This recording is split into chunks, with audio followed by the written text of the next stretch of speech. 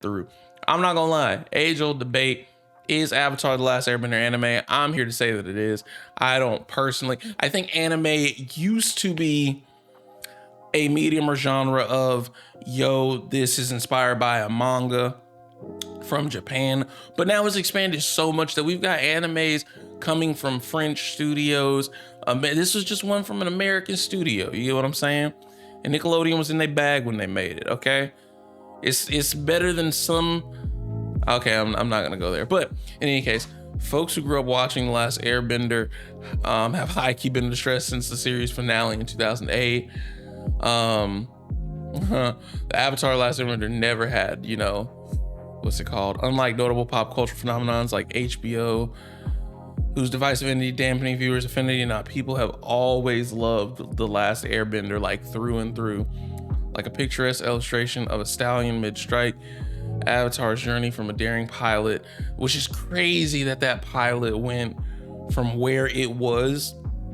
When I went and rewatched the first episode of Avatar, I was like shocked at how vastly different it was by the end. Climactic finale left a void in viewer spirits that they have yet to fill with another show. It's one of those things where Avatar ended so good because it could have stopped right there, but it also left so many holes for more. And then it doesn't help that the concept of Avatar and the fact that it's a repeating cycle lends itself to looking at more eras of the lore. You know what I mean? Avatar, by all accounts, is a formative cartoon brimming on fantastical elemental bending action. What's more, it accomplished all of this while exploring grown-up topics like genocide, sexism, ableism, propaganda, mental health, apartheid, bigotry, and geopolitics. Now today, if Avatar The Last Airbender, the cartoon, came out today, folks would say it's woke. Just like the X-Men. Right now, it's a whole debate on whether or not, if X-Men are going woke, when the entire concept of X-Men has kind of always been woke. So it makes literally no sense.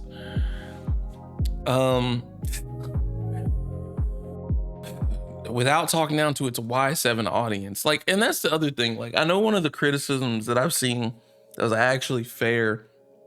Amanda Just Vibing was literally talking about it, how it's weird that it feels like media in general feels the need to spoon feed us everything, to completely word for word explain everything, put it out there, be completely direct. There's no sense of exploring the topics with a read between the lines type thing, no implication, no signs of internal struggle. And that's kind of the problem, because we're looking at a show that they're saying, hey, we wanted to make this more mature, but they're tackling certain aspects worse than a show that was rated Y7, so youth 7. I think that's 7 and up. I don't remember. Avatar's media theme spoke to the kind of X Factor plot points seasoned anime fans would cherry pick when recommending a top shelf show to unversed friends.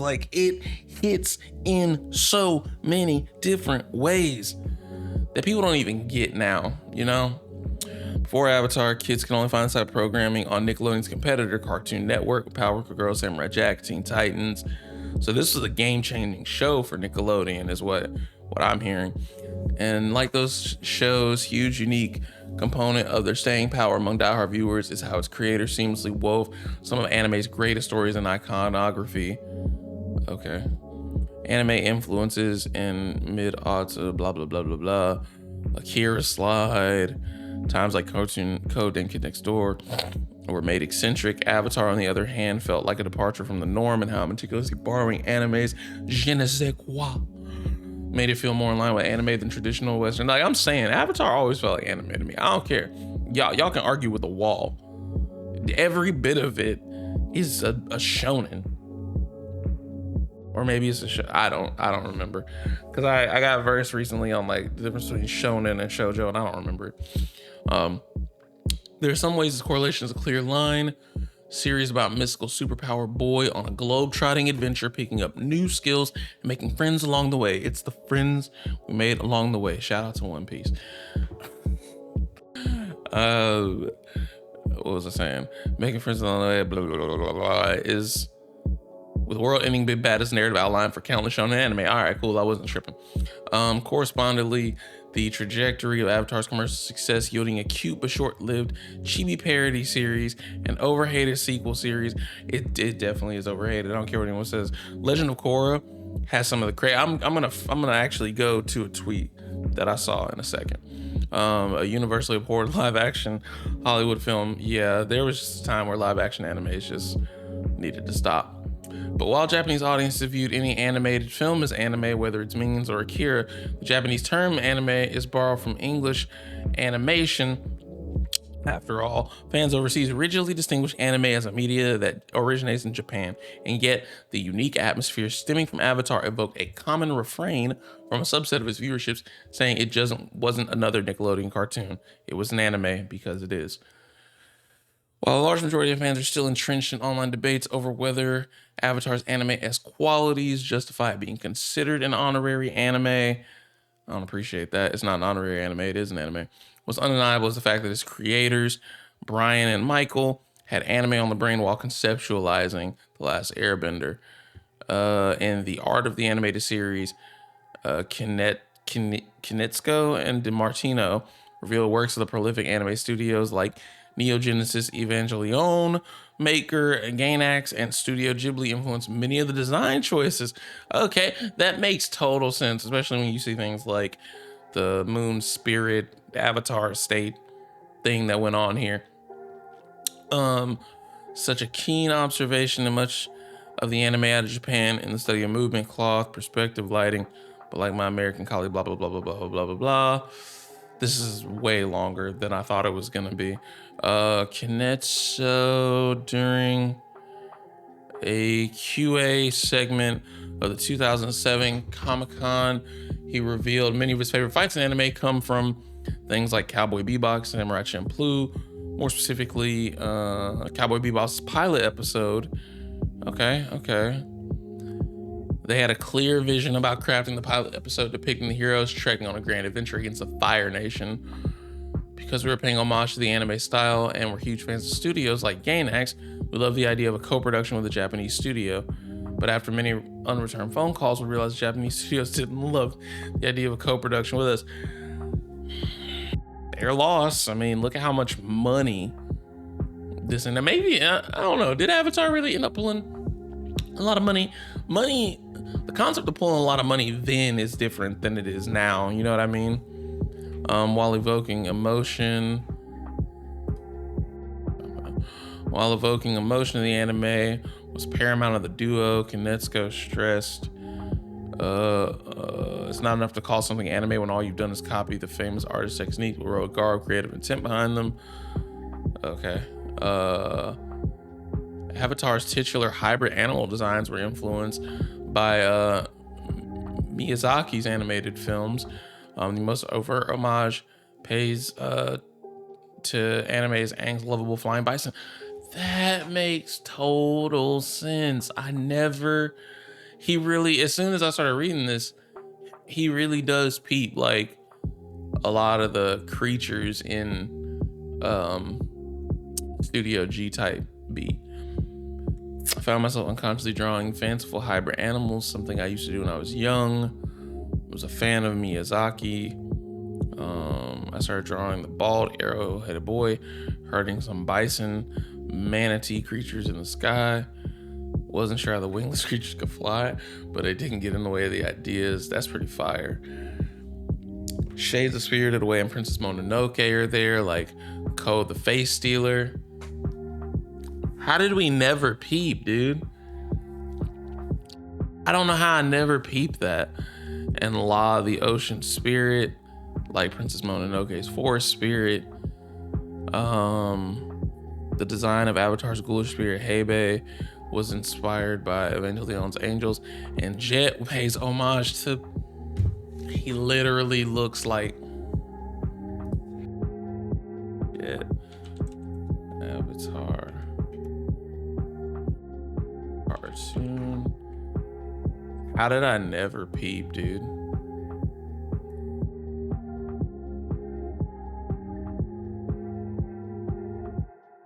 Who's he, Pete? Who does he? Spike Spiegel. How? Why did we never peep? How did we never peep, dude? It's right there. So I was today years old finding out, like, obviously I knew that Avatar: The Last Airbender had anime influences. I've always considered it anime, just an American made anime. But now reading all of these different inspirations that they specifically called out from things like Spirited Away, Princess Mononoke, but then you also even got characters like Jet, who I didn't even peep. Hold on, let's make sure y'all can see that. Jet right here is literally like Spike Spiegel. I don't even think I said his name right. I don't know why I said Spike like that. It's the how did I never peep? What were we doing? How did I never notice, dude? That's awesome. For those of you who are confused, by the way, on the live stream, Jamie Rogelio, thank you very much for the subscribe. Appreciate you. I hope that you are still sticking around. I apologize, it's kind of hard to keep up with the different chats, so if you are still in here, I appreciate you. Thank you so much. I don't have notifications or anything like that set up for YouTube, so I had to pull it over to be able to see it. So I do hope that you're still here. I appreciate you. Thank you so much for subscribing. Let me unpin that. Let me go 1 second.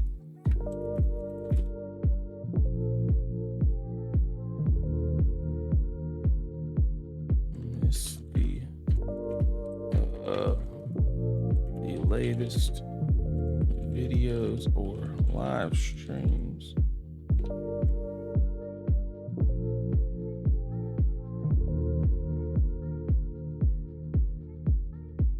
All right. Sorry, let me pin that and put that in the live chat. I don't think you're still here, but I appreciate you very much. Thank you so much for stopping by the stream. Oh, I should put poll in the chat. Where were we? The contrast between Kinetsu and Gainax, blah blah blah blah blah blah blah blah blah. They reveal the Ghibli connection pushed them further. The Princess Mononoke inspiring how they depicted Zahir, the moral ambiguity of Zahir, the primary antagonist. Okay. The nuanced characterization devotes to its cast, namely antagonist Zuko, Azula, Mei, and Ty Lee. Feels uniquely informed by anime. Facts. Throughout Avatar's 61 episode run, the greatest 61 episodes to ever grace my childhood, to be perfectly honest. I don't really think the show has a miss. Even when there was filler, it was good. Viewers are drip-fed meaningful narrative beats that humanize the gang's narrative foils as more than one-dimensional villain, but dynamic and textured characters equally swept up in the drama of the Fire Nations campaign. These culminate in fan-favorite episodes like Zuko Alone and The Beach, and don't insult viewers' intelligence by presenting a tearful backstory that vindicates the harm they inflict on others. Instead, Avatar employs these events. It feels like they're directly calling out the live action here. I'm not gonna lie. So I'm sitting here reading this article and it's talking about the nuanced characterization of Avatar devotes to his cast like Zuko, Azula, Mei, and Ty Lee, like with the beach episode, and it shows that these villains aren't one-dimensional. But it feels like it's a direct jab at the live action, because the gang's narrative foils are more than one-dimensional villains, but dynamic and textured characters equally swept up in the drama of the Fire Nations war campaign. These eye-opening moments, which cultivate in fan-favorite episodes like Zuko Alone and The Beach, don't insult viewers' intelligence by presenting a tearful backstory that vindicates the harm they inflict on others. Instead, Avatar employs these events to enlighten the viewers as to why these children act the way they do. Avatar's concerted effort to flesh out its heroes and villains alike was something American cartoons seldom explored. And this is why one of the things of discourse with the live action show, I don't think it's a product of it being a bad adaptation. I think it's a product of where we are in media right now. There is a whole lot of tell and not enough show in a lot of media now. There's not as much nuance and reading between the lines. Everybody wants, like, just tell it to me straight because I don't understand. And that's why people say that media literacy has been in the gutter for the last little bit. And that's why people say that media literacy has been in the gutter for the last little bit. Oh, goodness gracious, coño. I don't know why I said that. I don't think Jaime's still here. Sorry, man. I wish you'd stuck around. That's my bad. How long were you gone? How long? Ain't no telling. I gotta work on it's hard, dude. All these fucking chats and shit. Let's see if I can. I'll pull that right there. That might help. All right. What else was I saying? It really does feel like that's a direct jab at the fact that that the live action does a whole lot of telling that show. An ironic twist of fate, Avatar's East meets West style eventually earned similar levels of online clout among the anime studios that inspired it. Now, whenever shows like My Adventures with Superman, Voltron, Legendary Defender, and Kipo with the Wonder Beast, all animated by Legend of Korra Studio, I did not realize the same studio that did Legend of Korra did My Adventures with Superman. That makes so much more sense. A crop up the scene, fans praise the shows on how their visual style is like Avatar. Yeah, it's just like the Spider-Verse effect, right? Like, Into the Spider-Verse set such a precedent for animation that people call it the Spider-Verse animation style. And that's how it is with Avatar too. When there's themes that are like Avatar, people are saying this is like Avatar. Suffice it to say, Avatar's anime influences led to influx of other Western animation like Owl House, Steven Universe, Rise of the Teenage Mutant Ninja Turtles. I need to watch that. I saw some clips. Fuego. To unabashedly wear these anime influences from sources varied as Tenchi Muyo, da-da-ba-da-da. Yeah. So, really cool article. Good one on Avatar: The Last Airbender. I didn't actually know. I knew it was anime inspired. I didn't realize it had as many of these influences as I've just read today. So that's pretty cool.